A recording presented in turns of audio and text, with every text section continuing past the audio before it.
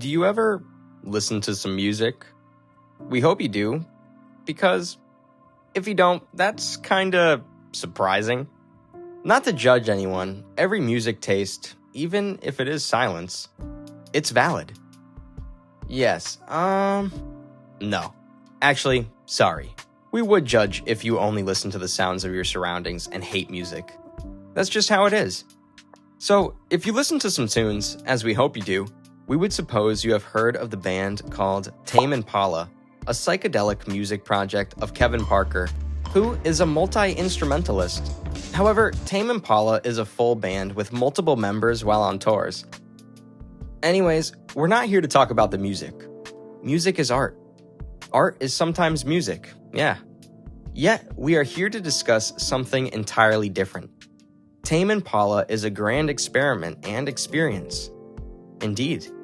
It inspired many artists, and thanks to this band, many incredible album covers came into existence. It is actually awe-inspiring how the creation of album covers became a whole separate field of art.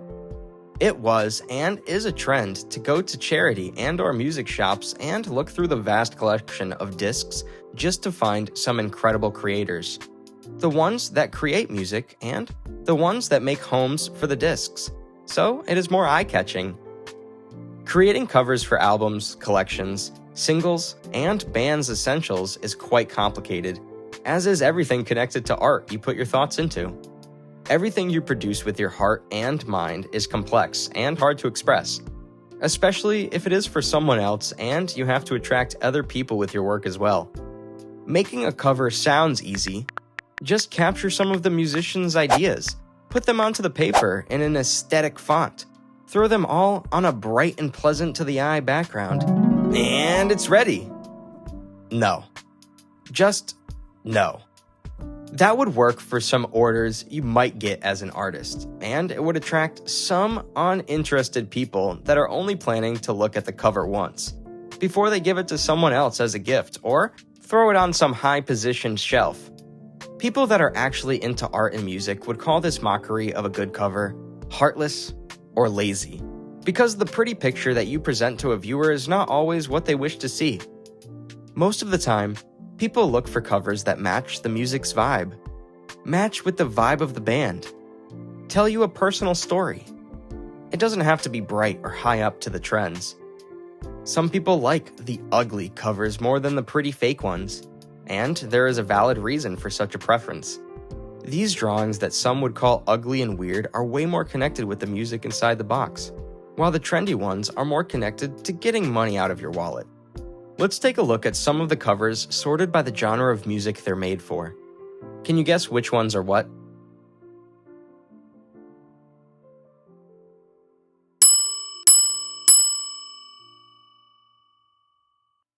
Tame Impala has excellent covers, and today we're going to talk about the fantastic artists who designed them. One of the most known covers are these. The artwork for the main Currents 2015 album, cover and additional art for the record is done by an incredible designer, Robert Beatty. He is not only a wonderful artist, but also a musician himself, in some ways. Robert produces his own experimental music under the name Three-Legged Race. He's an outstanding professional, and indeed someone you should look up to if you ever wish to start designing album covers yourself.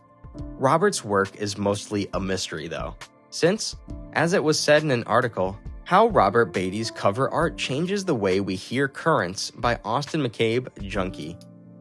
Beatty said that he prefers to make art that provokes questions rather than providing answers.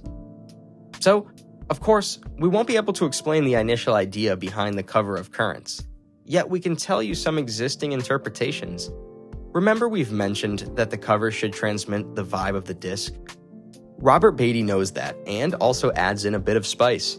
It does not only communicate the vibe, but it also captures the whole experience of the listeners and probably of the creator. The abstraction, the uncertainty of some of the shapes, the layers, the colors, they all seem to almost speak to you. They drag you into the record's vibe and make you visualize the audio experience as well. It's almost like Beatty visualized a sober trip that you get from listening to Tame Impala, which is indeed genius. It truly connects with the purpose of the band as well. There are plenty of talented cover artists, and now you know one of them. If you've ever wanted to make album covers or art for the music creators, start now. We really hope you got inspired by Robert Beatty and this video. We hope to mention your name in one of our videos next.